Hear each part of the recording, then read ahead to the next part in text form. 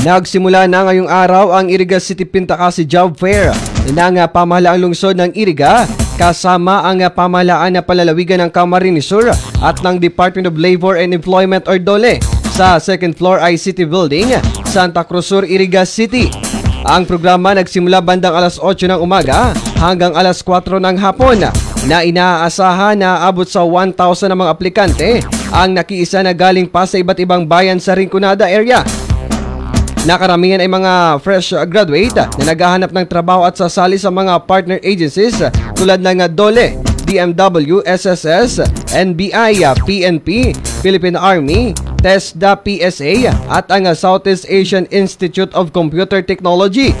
Kaugnay nito, nagpaabot naman ng pasasalamat sina Felma Coleco na galing pa sa bayan ng Nabwa at si John Lou Navales naman na galing sa bayan ng Buhi na anila. Malaki ang maitutulong ng job fair, lalo na sa mga tulad nilang bagong graduate pa lamang. Yes po, malaking tulong to sa akin kasi naghahanap din ako ng work na pwedeng ma-i-apply ko sa nag-graduate.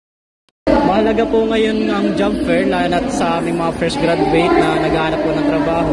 Napakahalaga ito sa amin, kaya nagpapasalamat kami sa mga councilors, sa mga kay mayor, kay vice mayor. Nagpapasalamat po kami kasi pinagawa po itong job fair na ito ngayon din. So, importante po ito sa amin para makahanap po kami ng trabaho at ayun po, makatulong na rin sa aming mga magulang. Yan ang naging parte ng mensahe ni Felma Coleco at ni John Lou Navales. Samantala, naroon sa naturang programa ang suporta ni City Mayor Rex Oliva, Vice Mayor Edsel Di Maiwata na nagbigay ng kanilang welcome remarks at naroon din ang peso manager ng provincial government ng Camarines Sur na si Ms. Rhodesia Toralo, Regional Director ng Department of Migrant Workers Region 5 na si Attorney Gina Placeda at ang Provincial Head ng Department of Labor and Employment ng Camarines Sur na si Ms. Ella Verano at ang City Peso Manager na si Engineer Cynthia Audal.